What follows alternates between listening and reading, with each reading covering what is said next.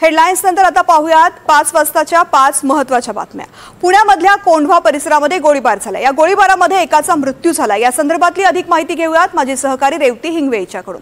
पुण्यामधल्या पोलिसांच्या प्रसंगवदनामुळे ज्येष्ठ नागरिकाचा जीव वाचलेला आहे। या संदर्भातली माहिती सुद्धा रेवतीकडूनच आपण घेणार आहोत। तर उपमुख्यमंत्री अजित पवार आणि केंद्रीय राज्यमंत्री मुरलीधर मोहोळ यांच्यामध्ये निवडणुकीपूर्वीच समझोता झालेला आहे। सूरज कसबे या संदर्भातली माहिती देतील। महाराष्ट्र केसरी आणि आंतरराष्ट्रीय कुस्तीपटू सिकंदर शेखला अटक झालेली आहे। त्याच्या तालिमी संदर्भात अधिकचा आढावा घेणार आहोत विशाल पुजारी यांच्याकडून। तर सोनू भूपती यांनी नुकतंच एका व्हिडिओद्वारे आत्मसमर्पण केलेलं आहे। मनीष रक्षमवार या संदर्भातली माहिती देतील।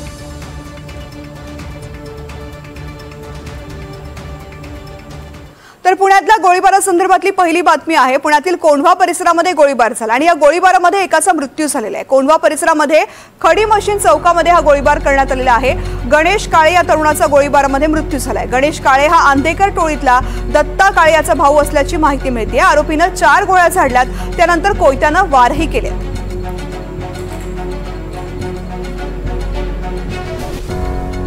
या संदर्भातली अधिक माहिती घेऊयात माझे सहकारी रेवती हिंगवे यांच्याकडून। रेवती, पुण्यामधले गुन्हेगारीची प्रकरणं उघड होण्याचे सातत्यानं प्रमाण वाढतच चाललेलं आहे आणि आता आणखीन एक प्रकरण समोर आलंय। तृप्ती, खरं तर पुन्हा एकदा पुण्यात टोळी युद्धांनी डोकं वर काढले का असा प्रश्न इथे उपस्थित होतो। कारण आपण बघितलं की आयुष कोमकर हत्ये प्रकरणानंतर काहीसं हे कमी झालेलं होतं, पण पुन्हा एकदा आज कोंढवा परिसरामध्ये असलेल्या खडी मशीन चौकामध्ये एका रिक्षामधून जात असलेल्या व्यक्तीवरती 4 गोळ्या झाडण्यात आल्या होत्या आणि त्या 4 पैकी 2 गोळ्या त्याला लागल्या आणि जागीच त्याचा मृत्यू झाला। त्याची ओळख गणेश काळे अशी पटली आहे आणि मिळालेल्या माहितीनुसार असं देखील कळतंय तृप्ती की दत्ता काळे जो आंदेकर टोळीतला नंबरकारी आहे त्याचा हा चुलत भाऊ आहे आणि जो दत्ता काळे आहे तो सध्या आयुष कोमकर हत्या प्रकरणी अटकेत देखील आहे। तर पोलिसांनी दिलेल्या माहितीनुसार घटनास्थळी पोलीस दाखल झालेले आहेत। मात्र जे 2 आरोपी आहेत ते फरार आहेत। अद्याप त्याचा शोध लागलेला नाहीये, पण ज्याच्यावरती गोळ्या झाडण्यात आला त्याचा जागीच मृत्यू झालेला आहे। त्यामुळे नेमकं कोणी गोळ्या झाडल्या, ते कसे आलेले होते, कुठून आलेले होते, या सगळ्याची माहिती तेव्हाच कळेल जेव्हा यावरती पोलीस त्यांची बाजू मांडतील तपासणीनंतर। तृप्ती,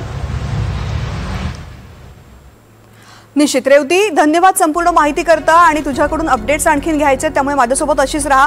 पुढची बातमी आहे पुण्यामधूनच। पुण्यामध्ये एका व्यक्तीचं पोलिसांच्या प्रसंगवदनामुळे जीव वाचलेला आहे। ज्येष्ठ नागरिकाचा जीव वाचलेला आहे। पुण्यातील काळेपडळ पोलीस स्टेशनच्या पोलीस कर्मचाऱ्यांनी वेळेवरती धाडस दाखवलंय आणि घरगुती वादामधून मोहम्मदवाडी परिसरात एका ज्येष्ठ नागरिकानं गळफास घेऊन आत्महत्येचा प्रयत्न केलेला होता।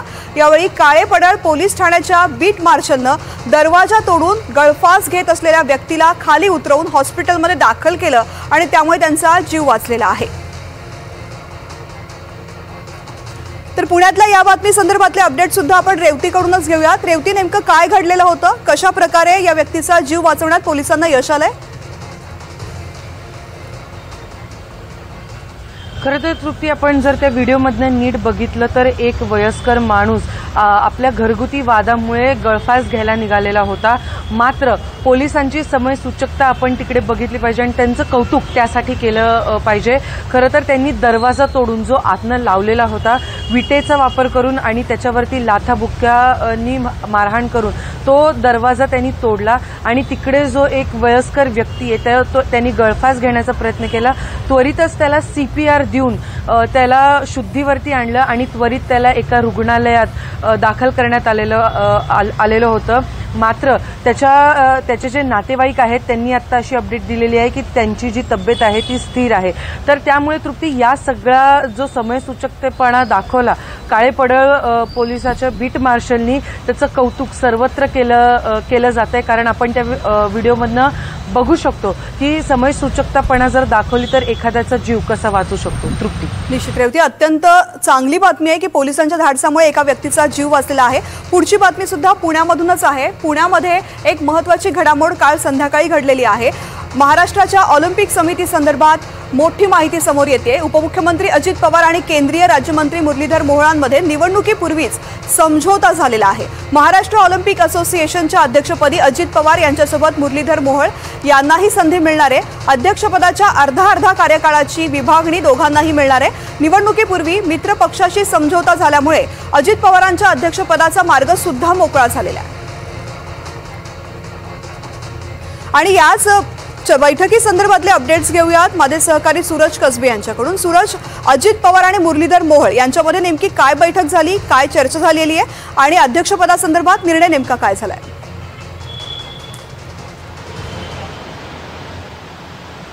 तृप्ती, आपण पाहिलं तर महाराष्ट्र ऑलिम्पिक असोसिएशनचा कार्यकाळ हा 4 वर्षाचा असतो आणि याच 4 वर्षाच्या कार्यकाळासाठी राष्ट्रवादी काँग्रेस पार्टी आणि भारतीय जनता पार्टी या दोन जे सत्तेतील पक्ष आहेत, महायुतीतील 2 घटक पक्ष आहेत, यांच्यामध्ये चुरस निर्माण झाली होती। कारण आपण पाहिलं तर गेली 12 वर्षे अजित पवार या ऑलिम्पिक असोसिएशनच्या अध्यक्षपदी विराजमान आहेत। मात्र यावेळेस चित्र थोडंसं वेगळं पाहायला मिळत होतं। कारण सुरुवातीपासूनच महाराष्ट्र ऑलिम्पिक असोसिएशनच्या या निवडणुकीमध्ये मुरलीधर मोहोळ जे की केंद्रीय मंत्री आहेत त्यांनी सहभाग घेतल्याचं पाहायला मिळतंय। अजित पवार विरुद्ध मुरलीधर मोहोळ अशी थेटच महायुतीतील या 2 नेत्यांमध्ये लढत होणार अशी शेवटपर्यंत चर्चा होती।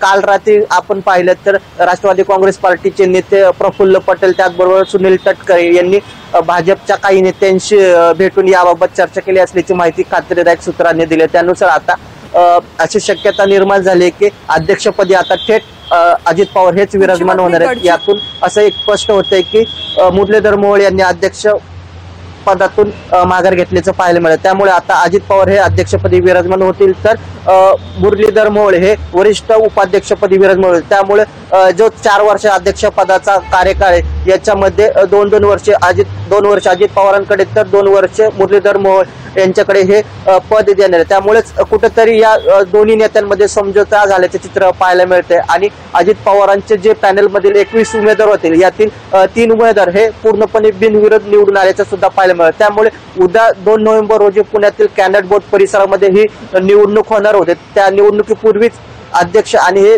3 बिनविरोध झालेले उपाध्यक्ष यांचे निकाल हाती आल्याचं पाहायला मिळतंय। सूरज, माझ्यासोबत असेच राहा, माहिती करता धन्यवाद। तर पुढची बातमी कोल्हापूरमध्ये आहे। महाराष्ट्र केसरी आणि आंतरराष्ट्रीय कुस्तीपटू सिकंदर शेखला पंजाब पोलिसांनी शस्त्र तस्करी प्रकरणी अटक केलेली आहे। पपला गुर्जर टोळीला शस्त्र पुरवठा करणाऱ्या रॅकेटचा पर्दाफाश करण्यात आलेला आहे। सिकंदर शेख याने कोल्हापूरच्या गंगावेश तालमीमध्ये प्रशिक्षण घेतलं। शाहू विजय गंगावेश तालीम असं या तालमीचं नाव आहे। या तालमीचं सध्या नूतनीकरणाचं काम सुरू आहे। गंगावेश परिसरामध्ये असलेल्या या तालमीमध्ये देशभरातून मल्ल येत असतात। सिकंदर सुद्धा या तालमीमध्ये सराव करायचा। या संदर्भातली माहिती घेऊयात माझे सहकारी विशाल पुजारी आपल्यासोबत आहेत। विशाल, नक्कीच कोल्हापुरातली गंगावेश परिसरातली शाहू विजयी गंगावेश तालीम याच तालमीत सिकंदरनं आपलं प्रशिक्षण जे आहे ते पूर्ण केलेलं होतं। त्या ठिकाणचे वस्ताद असतील त्यापैकी एक विश्वास हरुगडे असतील, इतरही काही वस्ताद यांनी सिकंदरला जे प्रशिक्षण आहे ते दिलेलं होतं। त्याच्यासोबत अन्य काही मल्ल जे आहेत ते प्रशिक्षण घ्यायचे। सध्या या सगळ्या तालमीचं नूतनीकरणाचं काम सुरू आहे। मात्र जर पाहिजे झालं तर सिकंदर हा अनेक सिकंदरच्या खेळीमध्ये अनेक डाव जे आहेत ते प्रसिद्ध होते, ज्याच्यामध्ये त्याची आक्रमकता होती, त्याचबरोबर त्याचा पट्टा टाकणी पद्धत होती। ती सगळी तयारी जी आहे ती सिकंदरनं याच तालमीमध्ये तयारी केलेली होती। आणि आता ही जी सगळ्या त्याच्या या सरावानंतर त्यानं जे त्याचं कुस्तीचं जे करिअर आहे ते करिअर सुरू केलं, तेच या संपूर्ण गंगावेश तालमीमधनं सुरू केलं। या सगळ्या पार्श्वभूमीवर जर पाहिजे झालं तर सध्या या कोल्हापूरकरांमधून ज्यावेळेस सिकंदरनं ज्यावेळेस चांगली कामगिरी केली त्यावेळेस सिकंदरची मोठी मिरवणूक देखील काढण्यात आलेली होती। मात्र कालची जी घटना समोर आली ज्यामध्ये सिकंदरला अटक करण्यात आली त्या घटनेनंतर कोल्हापूरकरांमधून काहीशी निराशाजनकच प्रतिक्रिया ज्या आहेत त्या उमटताना पाहायला मिळतात। कारण एक पट्टीचा खेळाडू म्हणावा लागेल, एक कुस्तीपटू, प्रसिद्ध असा कुस्तीपटू म्हणून सिकंदर शेखची ओळख निर्माण झालेली, कोल्हापूरकरांनी त्याला डोक्यावर घेतलेलं होतं। आणि अशाच मल्लानं ज्यावेळेस अशा पद्धतीचं जे त्याची घटना आहे ती घटना समोर आल्यानंतर कुठेतरी चिंताजनक प्रतिक्रिया उमटताना पाहायला मिळतात। संपूर्ण परिस्थिती पाहिजे झाली तर जवळपास 5 ते 6 महिन्यांपूर्वी सिकंदर पंजाबमध्ये कुस्तीसाठी गेलेला होता अशी माहिती मिळते।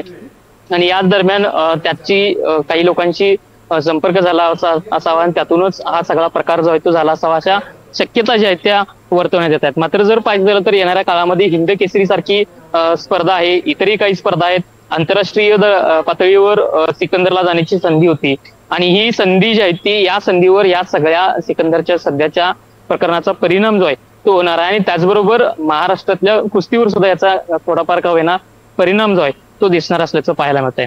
निश्चित. विशाल, धन्यवाद संपूर्ण माहिती करता. माझ्यासोबत असाच रहा. पुढची बातमी आहे महत्वाची. सोनू भूपती यांनी नुकतंच आत्मसमर्पण केले आणि या घटनेनंतर त्यानं एक व्हिडिओ संदेश जारी केलेला आहे. छत्तीसगड आणि तेलंगणामध्ये आत्मसमर्पण केलेल्या नक्षल्यांना सुद्धा या व्हिडिओच्या माध्यमातून भूपतीनं संदेश दिलेला आहे. आमचे काही साथी मला गद्दार म्हणतायत, परंतु मी याचं खंडन करतो. बदलत्या परिस्थितीमुळे आम्हाला हे पाऊल उचलावं लागलंय, असं सोनू भूपतींनी म्हटलंय. मनीष रक्षमवार या संदर्भातली माहिती देत आहेत. मनीष.